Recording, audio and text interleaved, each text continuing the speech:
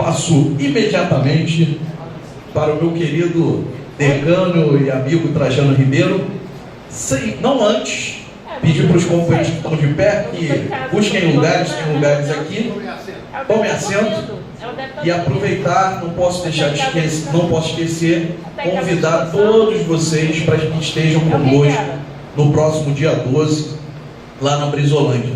Então, companheiro Trajano. Primeiro eu gostaria de esclarecer ao presidente, de uma vez por todas, que o decano chama-se Alceu Colar. Valeu, obrigado. Toda semana a gente devia vir aqui dar uma aula dessa pra gente, A posição de decano é muito honrosa. Manda recado usurpá-la daquele que a detém por obra e graça da Mas aí tem que dar o nome agora? que é o grande governador, grande deputado.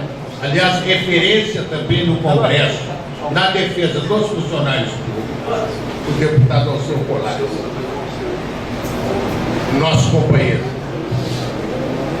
Bom, eu gostaria, o deputado Paulo Ramos, ele tem uma autoridade inata na matéria, porque ele foi constituinte.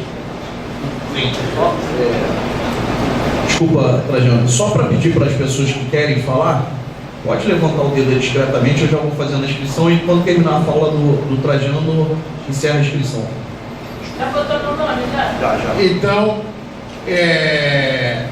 ele praticamente esgotou a questão de como a Constituição foi elaborada, não é? E da participação popular na elaboração da Constituição, na medida em que grupos da sociedade organizada, e naquele momento o Brasil passava pela experiência de ser de novo uma democracia. Nós tivemos duas experiências de ser uma democracia praticamente plena. A primeira experiência foram os anos do governo João Goulart.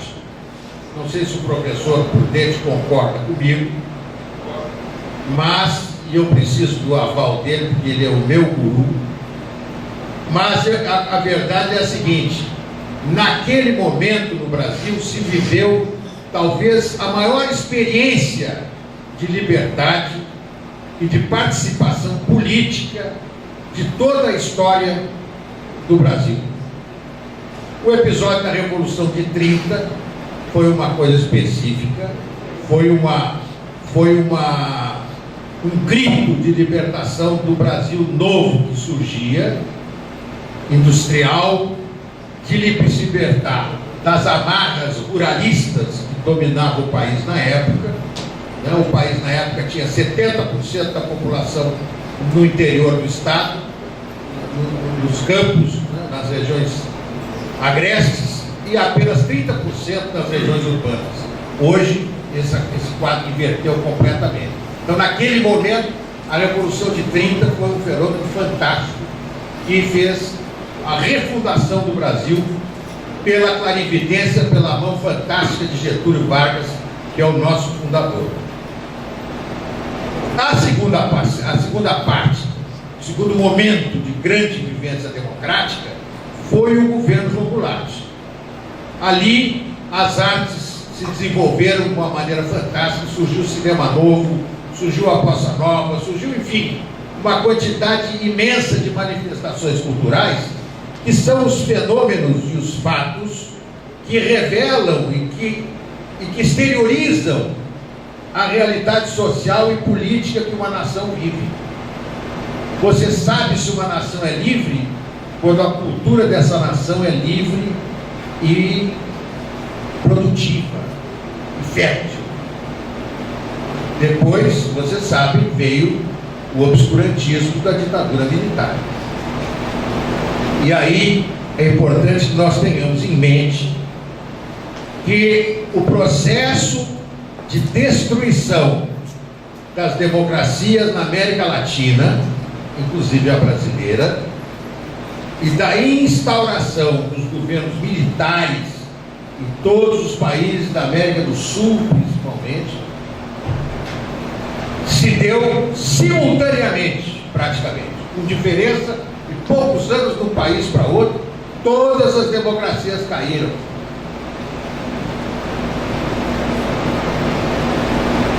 espetacularmente da mesma maneira. Num dado momento, todas as ditaduras caíram. Porque isso é um processo que é controlado de fora.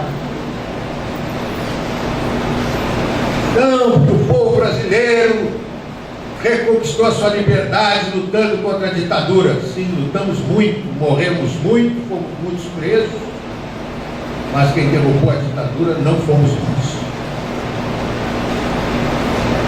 É só pegar os documentos disponíveis hoje para se saber que a decisão de derrubar as ditaduras foi tomada em Washington.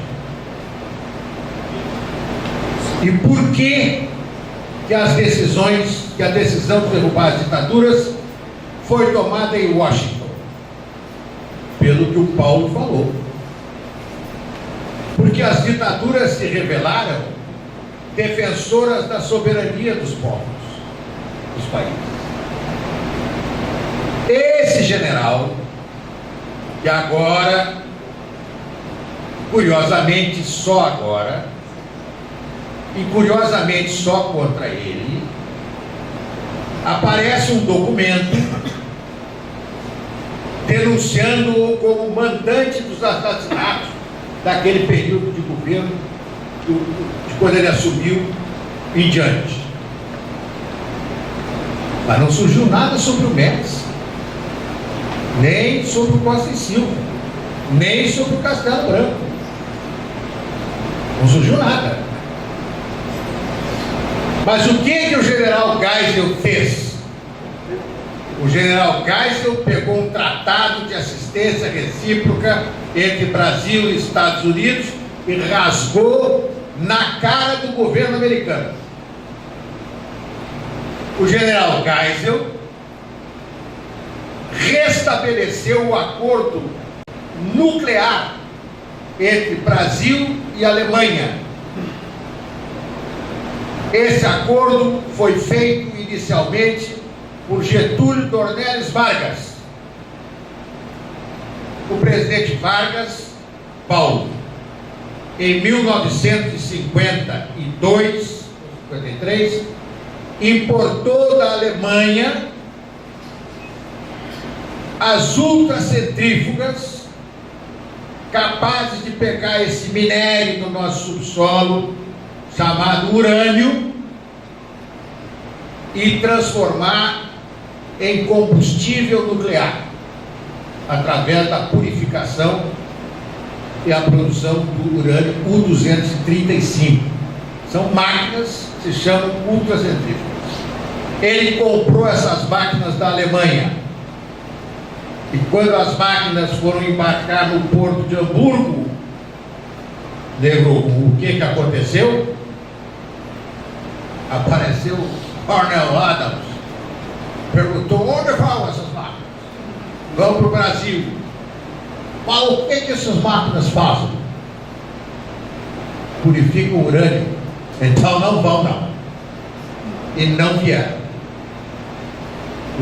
Os alemães não puderam exportar para nós as máquinas, porque o exército americano na época ocupava completamente a Alemanha. Estamos falando de 50 e poucos, pouco tempo depois da guerra. E nós ficamos sem as ultracentrífugas. Pois esse general, que agora foi denunciado, foi quem importou as máquinas e vieram. E que agora os americanos não mandam mais na Alemanha. E essas máquinas que vieram foram aperfeiçoadas pelo almirante, como é que chama? Otto Silva, que por isso foi condenado agora a 46 anos de cadeia, porque inventaram que ele desviou 4 milhões de reais. Um homem que pode ganhar 4 milhões de reais por semana, com o que ele sabe, ele é um gênio. Ele pegou as ultracentrífugas alemãs, aperfeiçoou e criou uma ultracentrífuga que é capaz de produzir o mesmo urânio U-235 pela metade do preço. Só o Brasil tem isso.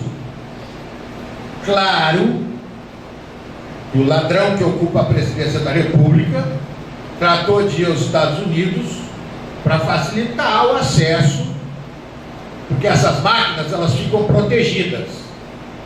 O Brasil, pela mão, não sei se do Collor ou do Fernando Henrique, mas qualquer um dos dois canalhas, assinou o Tratado de Não Proliferação de Armas Nucleares.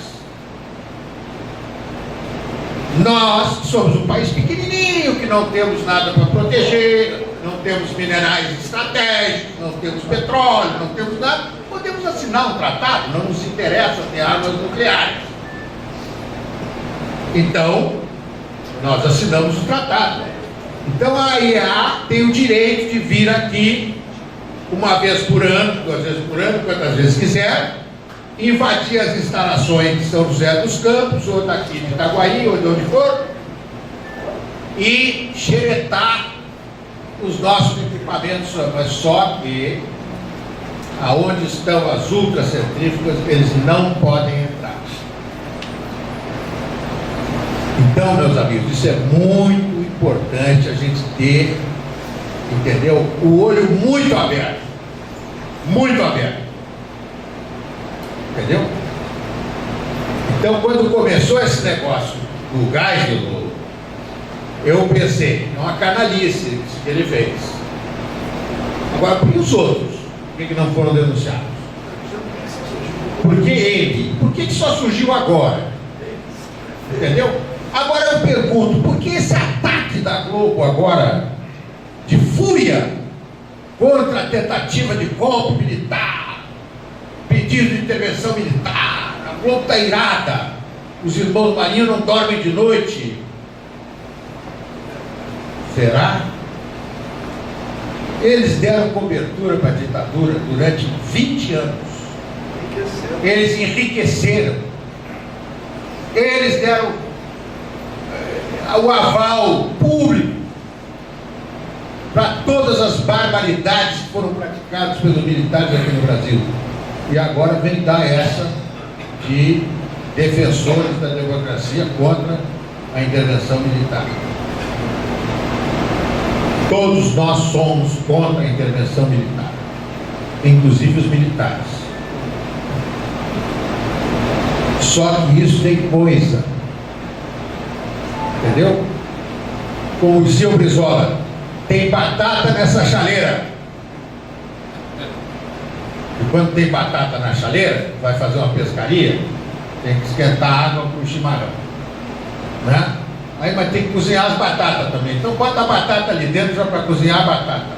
Aí tu vai servir o chimarrão, não sai a água porque a batata nem toca, entendeu? Então nessa chaleira tem batata. Porque eles sabem que quando esse general comandante diz: nós não devíamos ter permitido que a Guerra Fria nos prejudicasse o nosso projeto nacional, eles sabem o perigo que tem numa declaração dessas vindo um cara que usa estrela no ombro. Esse general já disse: nós tínhamos um projeto nacional que começou com o Getúlio e veio até o fim dos governos militares. Isso foi ele que disse. E tinha que os militares acabaram com a democracia, prenderam, mataram, torturaram, verdade. Mas eles tinham um projeto nacional. E mantiveram. Ninguém foi mais nacionalista, nenhum presidente civil foi mais nacionalista do que esse gás ele foi. Porque ele nacionalizou tudo. Tanto que a direita tem ódio do cara. Entendeu? Então, meus caros, infelizmente pegaram a nossa Constituição e foram capando. Começaram, os constituintes estabeleceram que o juro máximo máximo a ser cobrado no Brasil era 12% ao ano. Isso está na lei da usura, decreto 22.626 de 1933, assinado por quem, doutor Everton? Getúlio Vargas, que além de estabelecer o limite de juros em 12% ao ano, dizia o seguinte: é proibido cobrar juros sobre juros, a não ser anualmente em conta corrente. Ou seja, você pode capitalizar o juro uma vez por ano e não uma vez por dia, como Itaú, Bradesco, Banco do Brasil. Pois bem, sabe em que governo isso foi revogado? Não. Luiz Inácio Lula da Silva. E claro, com Meirelles no Banco Central, quem podia se esperar? Então isso, os 12%, eu me lembro do Brizola, a luta do Brizola reclamando que queriam acabar com os 12% da Constituição, e acabaram. E depois o resto começou, né? Acabaram com o monopólio estatal do petróleo, né? Do subsolo, né? Das comunicações. Quer dizer, então, essa Constituição, ela, como o deputado Paulo Ramos, ela mantém ainda uma estrutura que eles não conseguiram destruir ainda. Mas partes essenciais, como essa parte que diz respeito à soberania do país, porque, como disse o Paulo, se não tem soberania, não tem os outros direitos. Eu até diria o seguinte: se não tem soberania, não tem nação, gente. Uma nação existe se ela for soberana, senão ela não existe. Quem me diz? A pesquisa, a lavra, o enriquecimento, o reprocessamento e a industrialização e o comércio de minérios e minerais nucleares e seus derivados constitui monopólio da União. Ela foi suprimido. Então foi suprimido. Já. É claro, entendeu como é que é? E eles vão entregar tudo.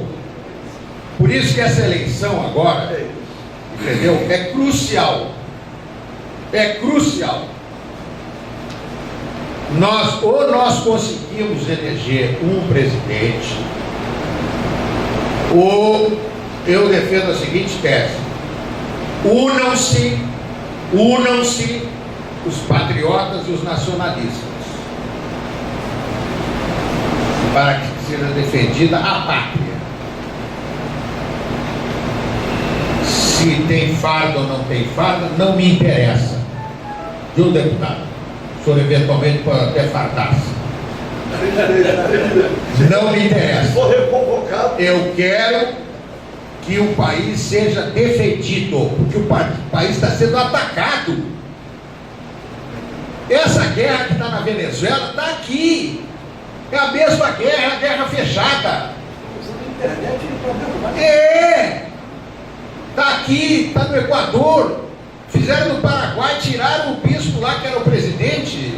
Estão lá na Nicarágua, em cima do Ortega. Vocês têm que pensar 5 minutos nisso. É uma guerra, nós estamos sendo atacados de uma maneira covarde. E nós não tivemos o cuidado, e eu responsabilizo o Partido dos Trabalhadores. Dizer, mas tu está contra o PT? Eu não estou contra o PT, não. Nós precisamos do PT do nosso lado nessa jogada, porque eu acho que eles se deram conta da besteira que fizeram. Eles tinham que ter acabado com esse monopólio dessa mídia, que são 4 famílias que dominam. Não há país que resista a isso. Acabou. A liberdade e a democracia no Brasil acabou. Porque são 4 famílias que decidem o destino do país. E eu vou dizer uma coisa, os americanos só tiraram os milicos daqui quando eles se deram conta que as televisões podiam controlar a opinião pública. Quando tinha uma televisão para duas residências, eles disseram, agora está na hora. Quando era 1 para 10, tinha que fazer um comício em casa para ver televisão, era difícil. Mas agora, quando ficou 1 para 2, agora pode. Tiraram. Olha o que eles fizeram com o Brizola. O Brizola foi assassinado. Paulo falou aqui, o Jango foi assassinado, o Jango foi assassinado. Tem um depoimento do policial uruguaio, ele conta como é que foi, os detalhes, como é que foi. O Jango foi assassinado. Evidente que o Juscelino foi assassinado. Hein? Tinha um buraco na testa do motorista. Ah, foi um prego do caixão. Eu nunca vi pregar o caixão no meio da testa do cara. O prego do caixão é do lado, não é na testa. Entendeu? Lacerda vai um coquetel, come uma empada e vai para o pronto-socorro, morre. Nossa, fantástico. Entendeu? Nossa, fantástico. Fizeram uma limpeza na área. E disseram, o Brizola pode. Porque esse, nós vamos dar outra solução. Primeiro tentaram matar, várias vezes. Foram lá na fazenda dele tentar matar, explodiram o escritório dele, fizeram o diabo. Não conseguiram matar. Não é duro de roer, né? Mas acabaram matando civilmente. Eu um dia sou convidado pelo filho do professor Baiado, Marzinho. Olha, o cônsul americano quer almoçar com o senhor. Ah, perfeitamente. Onde que ele quer almoçar? Não, ali no restaurante aqui no Beco do Barbeiro, ali, no Escondidinho. Assim, o próximo do Escondidinho é complicado para o americano, mas vamos lá. Aí, sento na mesa, o cônsul chega para mim, a maior cara de pau, mas a primeira coisa que o cara falou, o cara não disse que tal, como é que é? Tu é colorado, é botafoguense? Não, o cara chega para mim e diz assim, o que o senhor sabe sobre as ligações do governador Brizola com o tráfico de entorpecentes? O cara me perguntou isso. O Baiazinho está vivo aí, hein? Vai ter testemunhado, não é o pai que está morrendo. Aí eu pensei, mas que pergunta, filha da mãe, hein? Fiquei pensando, o que eu faço? Aí eu disse, olha, cônsul, eu vou lhe dizer uma coisa. O governador Brizola foi parte da vida dele criado por um pastor protestante. E ele até muito pouco tempo atrás não tomava bebida alcoólica. Ele passou a tomar vinho depois de muito maduro. E socialmente. Agora eu quero lhe dizer o seguinte, eu me lembrei agora que eu tenho um outro compromisso e não vou poder almoçar com o senhor. O senhor me dê licença, passe bem. Levantei e fui embora, deixei o barzinho com ele. Entendeu? Ali eu me dei conta do que eles estavam fazendo com o Brizola. Eles passaram para a população a ideia de que o Brizola, primeiro, foi quem proibiu a polícia de subir morro. Por isso que a bandidagem tomou conta do Rio de Janeiro. Quer dizer, o período Chagas Freitas, aqui não existiu. Não existe. Segundo, que o Brizola tinha relações com o tráfico de droga. Eles meteram isso na cabeça da população. Entendeu? E eles conseguiram reduzir o Brizola politicamente. Vocês não se esqueçam que o Brizola perdeu a eleição para prefeito aqui de uma maneira desastrosa. Para senador também. Entendeu? Então, isso é gravíssimo. E nós estamos hoje, talvez, no auge desse processo de guerra fechada dentro do Brasil. E essa Constituição, embora ela mantenha os fundamentos de uma sociedade democrática e participativa, ela hoje está valendo muito pouco. Ali está dito no artigo 5º, se eu não me engano, inciso 65, qual é que é? Diz que ninguém é considerado culpado a não ser após o trânsito e julgado da sentença condenatória. O trânsito e julgado só se dá depois que o último recurso é julgado e o prazo do recurso passou.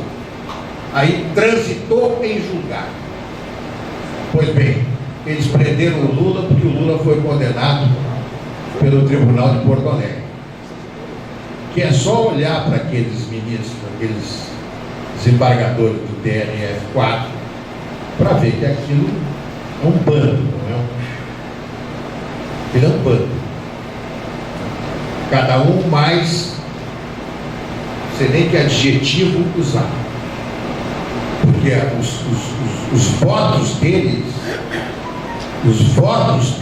como desembargadores são vergonhosos. São vergonhosos. Nós sabemos que aquele processo não tem uma prova contra o Lula, não tem prova. Tem indício. Indício não é prova. Indício porque o sujeito chegou e disse, não, esse apartamento deram para ele, por isso. Isso é o que tem. Um depoimento, a testemunha, e o deputado Paulo Ramos sabe disso, a testemunha é a prostituta das provas. Na classificação das provas em direito, a pior prova que tem é a testemunhal. É considerada a prostituta das provas. Foi com essa prova que eles condenaram o Lula. Então, essa Constituição está sendo todos os dias rasgada, todos os dias enlameada, todos os dias vilipendiada, violentada. E essa eleição que vem agora, meus amigos, ela é crucial. Esse partido tem que se mobilizar de uma maneira extraordinária para o Ciro chegar na presidência da República. O Ciro tem a plataforma nossa. O Ciro tem o discurso nosso. É o discurso do Getúlio. É o discurso do Jango. É o discurso do Brizola. Ele não fala como o Brizola, mas ele tem o discurso do Brizola. E se nós não fizermos o Ciro presidente da República, ninguém vai fazer o Ciro presidente da República. Porque a última coisa que essa elite brasileira atrasada, ignorante, primária, vagabunda, a última coisa que essa elite quer é que o Ciro seja presidente da República. Eles querem qualquer coisa menos isso. Eles não querem mais entrar num avião e ver um cara com um chinelo de dedo do lado dele. Ele não quer mais que o filho dele chegue na escola e se torne o melhor amigo do aluno negro e pobre que está na escola com ele. Eles não querem. Eles querem. Essa elite brasileira é horrível. Ela é horrível. Ela é perversa. E, portanto, meus amigos, não há Constituição que resista a uma aliança dessa gente com o Império Norte-Americano. Você não tem ilusão. Nós não somos senhores do nosso destino. A chance que nós temos de recuperar essa autonomia e essa soberania é elegendo o Ciro presidente da República.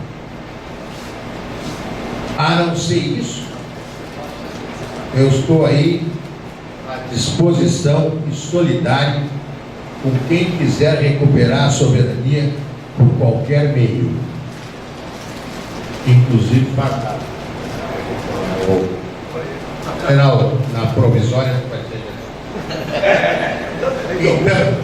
Então, meus companheiros, Tem uma chance. o partido tem que... Olha, eu vou lhe dizer uma coisa.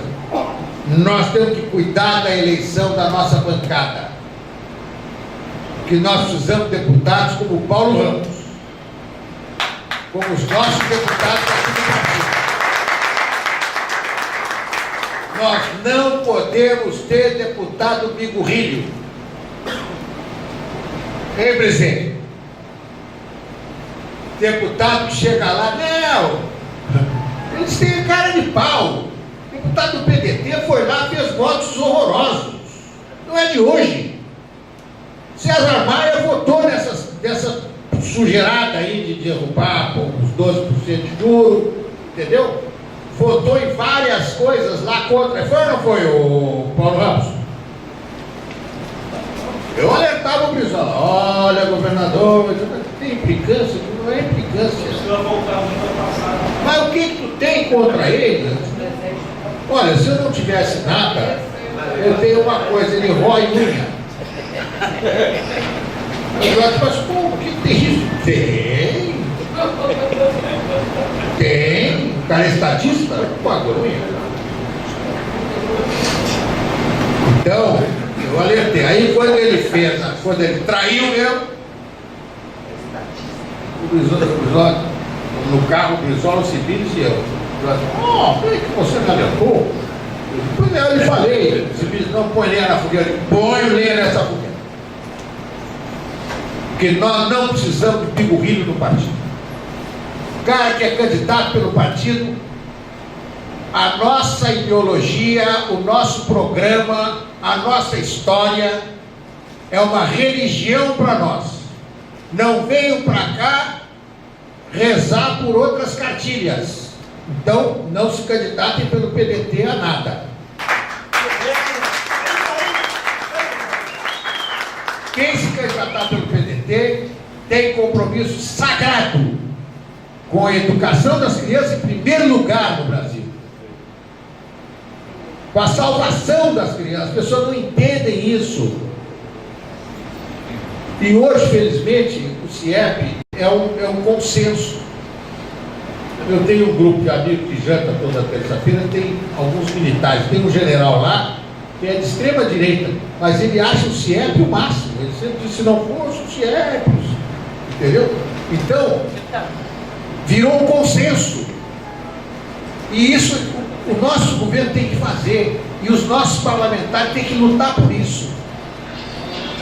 E a outra questão é a questão da soberania. Não pode ir lá na Câmara dos Deputados ou no Senado dar mole. Aquele senador que hoje é governador do Mato Grosso, qual é o nome dele? Pedro Taques. O nome já complica. Eu implico com essas coisas. Eu implico.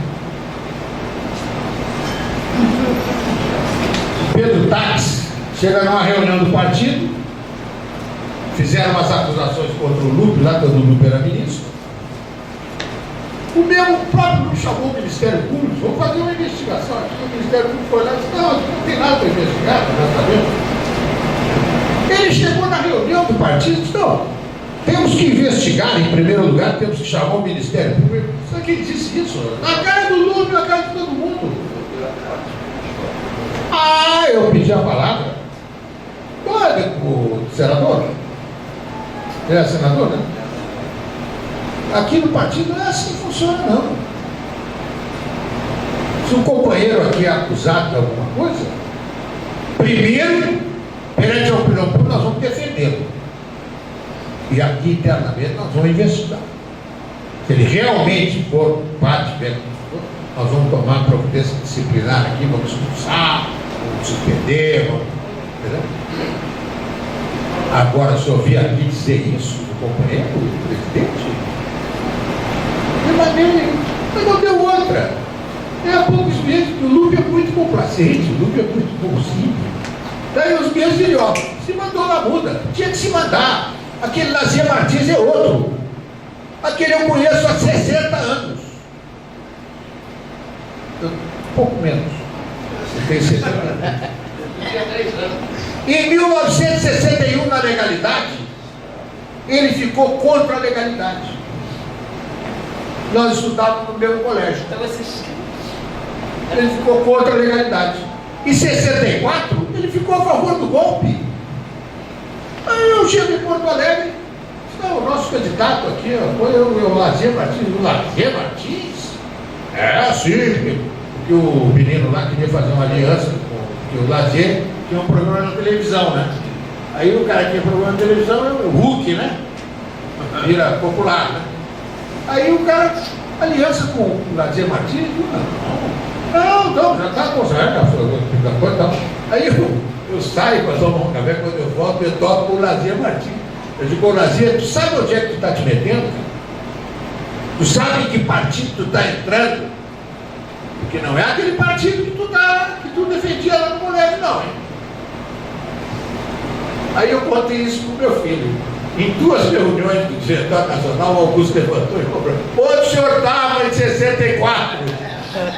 Pronto, acabou. Não deu pouco tempo, o seu Lazier mandou labuta. E todo o picurrilho nós temos que botar para fora, porque nós temos que ser um partido com uma posição reta. Quem pode ser biruta de aeroporto é intelectual. Pode ter profissão agora aqui, amanhã ali, tal, não sei o que e tal. Agora, político não. Político não é biruta de aeroporto, tipo senador Buarque. Isso é um biruta de aeroporto. Por isso que o Brizola não recebia ele. As pessoas não lembram das coisas. Eu lembro. O Brizola não recebia. Porque ele é biruta de aeroporto. Ele está agora defendendo aí essa turma aí. Entendeu? Não sei nem quem é que ele está apoiando para presidente. Acho que é o Alckmin, ou capaz de ser até o Bolsonaro, sei lá. Então, gente, era isso que eu tinha a dizer. Nós temos que manter o nosso partido unido. Os movimentos são fundamentais nesse negócio. Tem que reunir diariamente. Esse é o Pedro. Tu pode trazer o Pedro aqui pelo menos de 15 em 15 dias para conversar com o pessoal dos movimentos. Pegou algum? Trata de mobilizar, meu. Não adianta ser presidente do movimento e não mobilizar. Nós temos que... Fizemos uma reunião semana passada aqui com mais de 100 pessoas. É mesmo? Então é isso. Tem os movimentos do partido que funcionam. Os aposentados funcionam bem também, né? E eu acho que todos têm que funcionar bem. O sindical está aqui, está presente? Fica bem, né? Pois é. Não é só os movimentos. Não é só os movimentos estar aqui, é estar nas ruas. Está nas ruas, está nas ruas. Quando nós formos... Nós temos que adotar, olha, uma coisa que é fundamental em política, porque nós não temos a televisão, gente. Nós não temos meio de comunicação, nós não temos nem rádio. Não temos nem rádio. Nós não temos. Então, a panfletagem é um instrumento preciosíssimo. E os movimentos têm que pressionar a direção para fazer o material. O movimento negro quer fazer uma campanha, não. Toca a ficha. Apoiar o Ciro, o movimento negro está apoiando o Ciro, papá, e assim todos os movimentos. A nossa querida, o William, vai embora, cara. Criança toca sempre. Então é o seguinte, tem que panfletar, fazer material e panfletar. Isso é uma comunicação. Você entrega na rua milhares de... Aqui a pessoa entregou 100, 30, 40 botaram fora, mas os outros leem o que você entregou. E isso é importante. Hoje o jornal trouxe uma matéria sobre os partidos que têm mais filiados. O PDT não aparece. O PDT é o partido que tem mais filiados no estado do Rio. Mais de 1 milhão de filiados. E o jornal simplesmente não põe. É o que eu digo para vocês. O jornal não põe, porque não interessa. Nós somos o perigo. Nós somos o perigo. O perigo não é o PT, o perigo não é o PCdoB, não é o PSOL, não é nada disso. O perigo somos nós. O golpe foi dado contra nós. Os políticos caçados foram os nossos deputados. Os militares caçados foram os nossos companheiros militares. Os trabalhistas foram esses que foram caçados. Os comunistas tinham 20 comunistas, caçados 20, acabou. Mas os nossos foram milhares. O Rubem Paiva era nosso. Mataram. Nós somos o perigo. Nós somos o perigo. E nós, já que nós somos o perigo, nós temos realmente que ser perigosos para eles.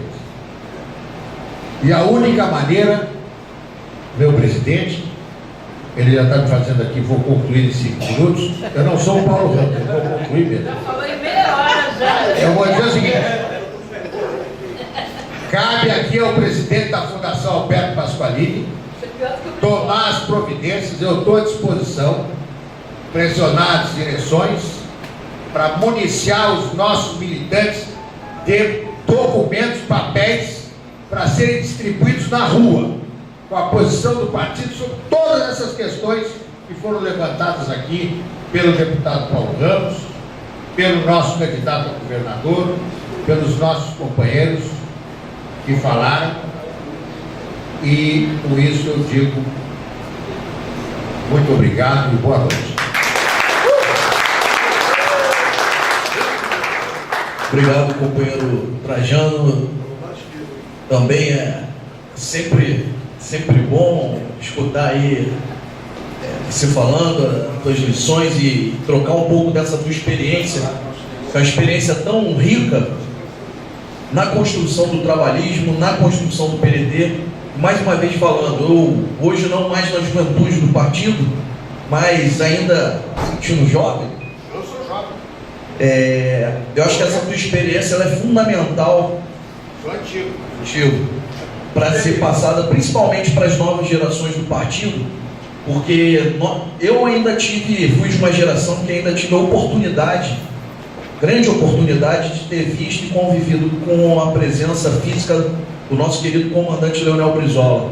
Mas os outros jovens do nosso partido que não tiveram essa oportunidade, eles precisam ter referências como você, como o Paulo, que trazem aí, que vêm de longe e que trazem a experiência da construção do nosso partido, do trabalhismo. Muito obrigado aqui também pela tua contribuição. Companheiros, como eu tinha dito, nós temos aqui 4 inscrições e as inscrições se encerraram. Então eu vou pedir que os companheiros que vão fazer as perguntas façam as perguntas de maneira muito objetiva, até porque também eu tinha me comprometido aqui com o deputado Paulo Ramos. Ele veio de um dia aí pesado e amanhã ele tem atividade bem cedinho. Então eu vou pedir muita objetividade. Desculpa, o teu nome aqui? Carlos Alberto. Então temos aqui o Carlos Alberto, o professor Tarcísio, Lúcia Lopes e o Franklin. E eu vou me intrometer também, vou fazer uma perguntinha aqui bem rapidinho, vou aproveitar que já estou com o microfone. O que eu queria perguntar para vocês dois é o seguinte: todo esse processo de afastamento que tem aí da população da política hoje, o tempo todo a gente nós defendemos aí uma grande reforma política. E alguns quadros, inclusive da esquerda, defendem que isso seja feito no bojo de um novo processo constituinte. E eu não sou muito chegado ao que o pessoal do PSOL fala não, Paulo, mas eu assisti um debate deles no outro dia, me surpreendeu uma posição que eu vi de um militante deles, que dizia o seguinte, que fazer uma reforma constituinte ou fazer um novo processo constituinte hoje seria muito arriscado, tendo em vista que a mobilização popular nesse momento é muito menor e se daria de forma muito mais frágil do que naquele momento que foi construída a Constituição de 88. E aí eu queria saber o que vocês pensam disso, já que na América Latina, para garantir os avanços do campo popular nos últimos anos, especialmente países como a Venezuela, a Bolívia e, salvo engano, acho que no Equador também, existiram processos constituintes. Se vocês veem uma possibilidade disso acontecer, se seria positivo, ou se isso seria um retrocesso, dados os avanços que foram consolidados naquele momento na Carta de 88. Então, companheiro, agora vamos fazer logo um bloco todo e aí vocês respondem no final, são só 4.